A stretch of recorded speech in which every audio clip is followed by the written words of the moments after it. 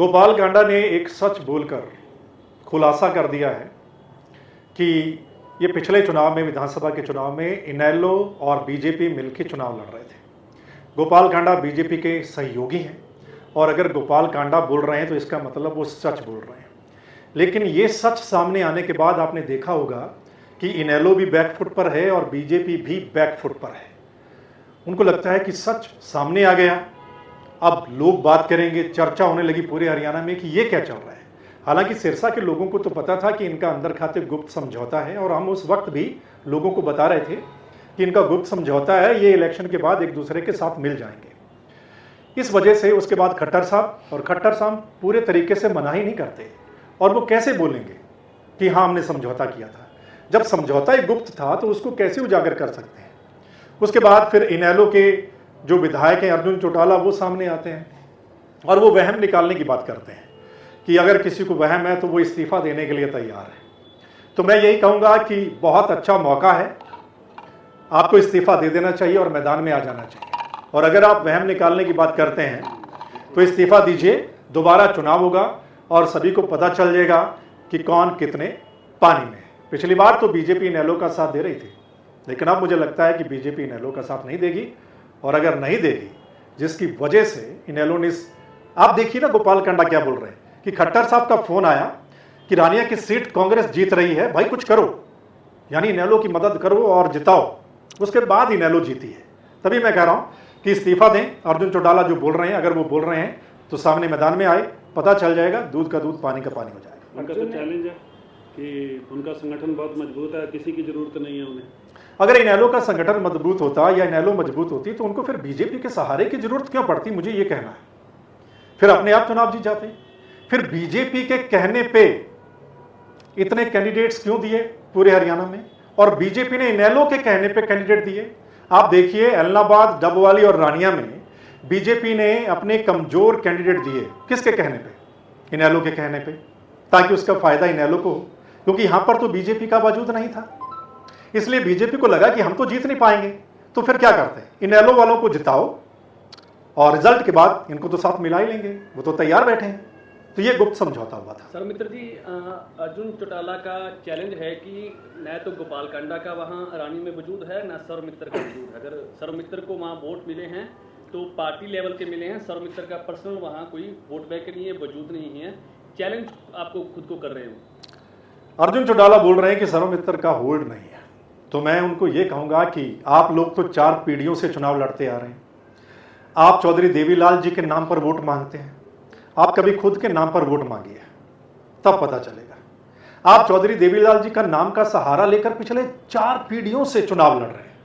और सर्वमित्र एक आम किसान परिवार से निकल कर आया, जिसको 1 महीना भी हुआ था, सिर्फ 1 महीना हुआ था पॉलिटिक्स में आए हुए। तो वो 1 महीना वाले सर्वमित्र ने आपको बैकफुट पर ला दिया। आप डरने लगे कि सीट तो गई, फिर आपने बीजेपी का सहारा लिया। तो इससे पता चलता है, आप कह रहे थे कि 40,000 से जीतेंगे रानिया की सीट, कांग्रेस का जो मर्जी आ जाए, लेकिन जब सर्वमित्र आया तो वो 40,000 की जीत धीरे धीरे कम होने लगी और कहां तक आ गई, 4,000 पर। वो 4,000 भी नहीं रहनी थी अगर बीजेपी सपोर्ट ना करती या कुछ और लोग ना करते। इसलिए जरा सोचें, और जो वो वहम निकालने की बात कर रहे हैं ना, उसमें पता चल जाएगा। सर अर्जुन सीधा मतलब ये है कि सर्वमित्र चैलेंज स्वीकार करते हैं और अर्जुन को चैलेंज देते हैं। नहीं, मैं उनका जो चैलेंज है उसको स्वीकार करता हूं, मैं पीछे नहीं हटता। उन्होंने बाकायदा मेरा नाम लेकर टारगेट किया है। अब मेरा नाम लेकर अगर बात कही है तो मेरा जवाब देना बनता है, और हम पीछे नहीं है। मुझे इतना प्यार मिला है, और सिर्फ 20 दिन के इलेक्शन में प्यार मिला। आप देखिए 20 दिन के इलेक्शन में 40,000 लोगों ने मेरा साथ दिया है, उनको 4 पीढ़ियों से, और कितने लंबे समय से वो वहां पर कैंपेनिंग कर रहे थे, कितना तामझाम, कितना पैसा। आप देखिए उसके बावजूद भी बैकफुट पर जो वो चैलेंज दे रहे हैं। और मैं कहता हूं, काल करे सो आज कर, आज करे सो अब। इस्तीफा तुरंत होना चाहिए, 6 महीने के अंदर चुनाव होना चाहिए, पता चल जाएगा।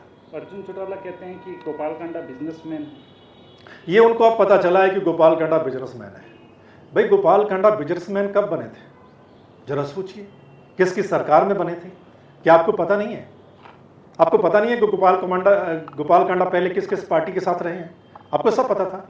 उसके बावजूद अगर आप समझौता कर रहे हैं, गठबंधन कर रहे हैं, तो आप सोच समझ के कर रहे होंगे, सपना तो नहीं आया होगा।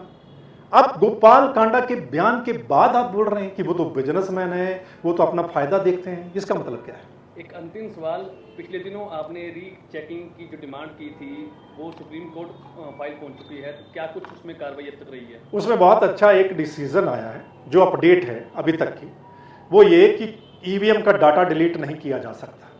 बाकायदा सुप्रीम कोर्ट ने इलेक्शन कमीशन को फटकार लगाई थी कि आप डाटा डिलीट नहीं कर सकते। और आपने देखा होगा मेरी रीचेकिंग और वेरिफिकेशन में जब पहली ईवीएम खुली थी तो इन्होंने डाटा डिलीट कर दिया था।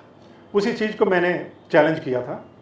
अब जो नई अपडेट आई है, मैंने उसके हिसाब से जिला निर्वाचन अधिकारी यानी डीसी को लिखा है और सीओ हरियाणा से मिलकर मैंने दोबारा बोला है कि जो चेकिंग और वेरिफिकेशन का प्रोसेस उस वक्त बीच में रह गया था उसको दोबारा से कंटिन्यू किया जाए, उसको करवाया जाए। सर मित्र, आपने कहा कि ये गुप्त समझौता जो चला बीजेपी इनेलो में, तो ये कहीं ना कहीं जैसे आपने बताया भी कि फोटो भी आई एक मनोहर लाल खट्टर के साथ अभय सिंह और उनके बेटे, क्या कहेंगे? आप देखिए, नतीजे के थोड़े दिन बाद ही अभय सिंह चौटाला जी अपने बड़े बेटे करण चौटाला के साथ दिल्ली में खट्टर साहब से मुलाकात करते हैं इलेक्शन नतीजे के थोड़े दिन बाद। इसका मतलब आप निकाल सकते हैं कि इलेक्शन नतीजे के थोड़े दिन बाद क्यों मिले आप, मुलाकात का मकसद क्या था, क्या कुछ रहा। तो वो चीज़ें अब क्लियर हो रही हैं। जैसा गोपाल कांडा बोले ना, वो चीज़ें क्लियर हो रही हैं कि शायद थैंक्स करने गए होंगे, या और भी बड़ी चर्चा चल रही है कि भाई आपकी, जैसे कह रहे हैं कि गोपाल कांडा कह रहे हैं कि खट्टर साहब की मेहरबानी से रानिया में जीते हैं, तो शायद उस मेहरबानी का थैंक्स करने गए होंगे।